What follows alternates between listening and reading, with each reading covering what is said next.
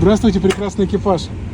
Благодарю вас за рейс. Меня Артем зовут. Очень приятно. Тебя тоже благодарю. Классный первый рейс. Расскажите пару эмоций. Как?